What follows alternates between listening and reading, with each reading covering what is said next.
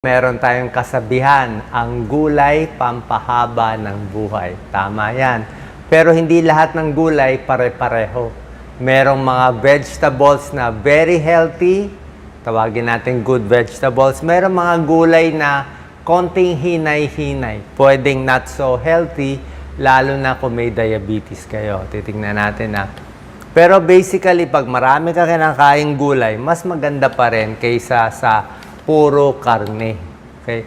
Ano benefits muna ng pagkain ng gulay bago natin enumerate? As a whole, pag gulay, mas magaan ka, mas hindi ka tataba. Marami kasing fiber. Maganda sa diabetes ang ilang gulay, pero may ibang gulay na medyo nakakataas din ng blood sugar. Okay sa arthritis ang gulay, pampababa ng cholesterol, LDL cholesterol, pampababa ng sakit sa puso, at very important na babawasan ang cancer pag gulay. Yan ang mga benefits ng gulay. Sa puso, digestion, di ba? Kasi maraming fiber, weight loss, and bawas sa cancer. Maraming pag-aaral sa gulay, nakita nila yung mahilig kumain ng gulay, nakakahaba ng buhay. Yan, nababawasan ng all-cause mortality. May ibang studies negative, may ibang studies positive. Pag sinabi kong gulay, baka paminsan-minsan pwede naman magkarne. Katulad nito, Mediterranean diet.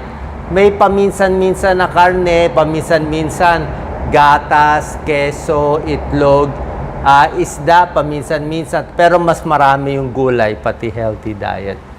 Tingnan na natin best vegetables for everyone. Kasama na may sakit sa puso, may diabetes. Number 1, medyo mahal lang to, pero sa lahat ng gulay, superfood ang broccoli.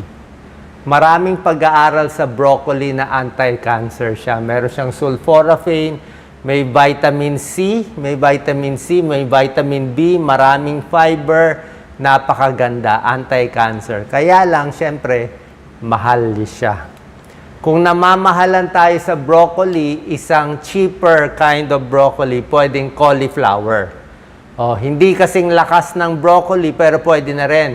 May vitamin C, may folate, may fiber, 12 grams of dietary fiber. Napakaganda rin to, pampabusog din to. Good vegetables yan. Asparagus, okay din. Medyo mahalata asparagus Number 4, tayo, kangkong, lahat ng green leafy vegetables. Sinama-sama natin, spinach, kangkong, alokbati, talbos. Yan po, high fiber, tapos maraming iron din. Okay?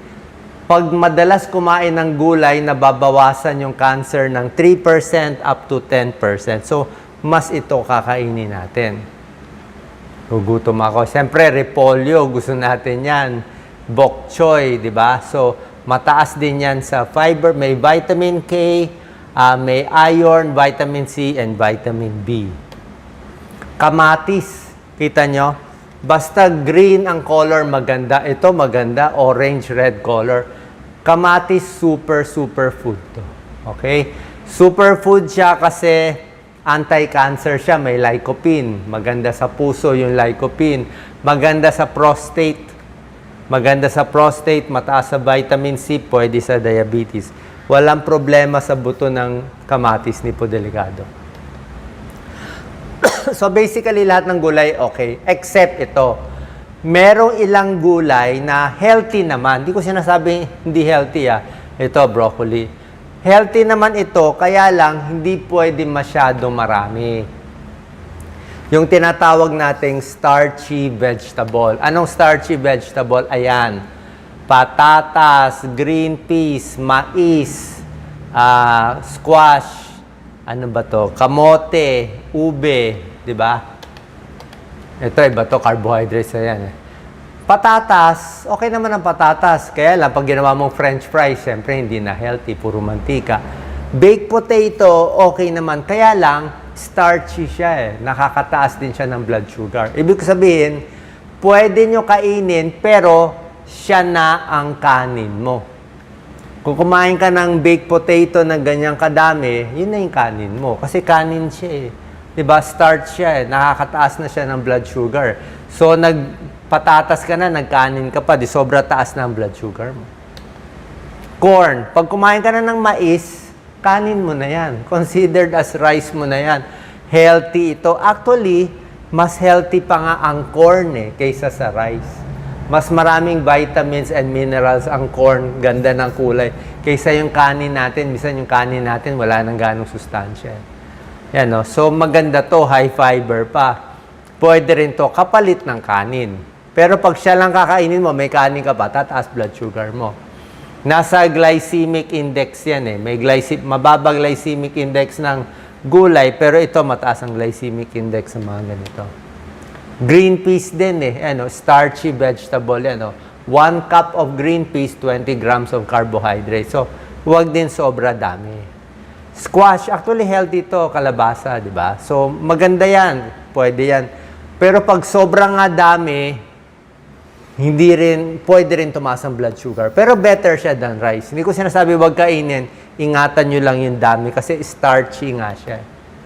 Kamote, very healthy ang kamote. Pwede. Kamote Q, medyo matamis. Pero pag kumain ka marami nito, parang kanin na yan. Babasan mo na yung kanin mo. Ube, okay din ang ube, di ba? Parang sa ginatan. Pero pag puro nga ganito, lalo na sa diabetes, nagpa-fluctuate ang blood sugar mo, hinay-hinay, isang piraso lang. Diba? Mataas kasi glycemic load nito, nakakataas ng sugar. Labanos, okay naman, din tayo makakain ng maraming labanos Vegetable juice, medyo alanganin din tayo dito. Unang-una kasi, tinanggal mo yung fiber. Healthy naman siya. Kailan natanggal mo yung fiber? So, baka yung iba nilalagyan pa ng syrup.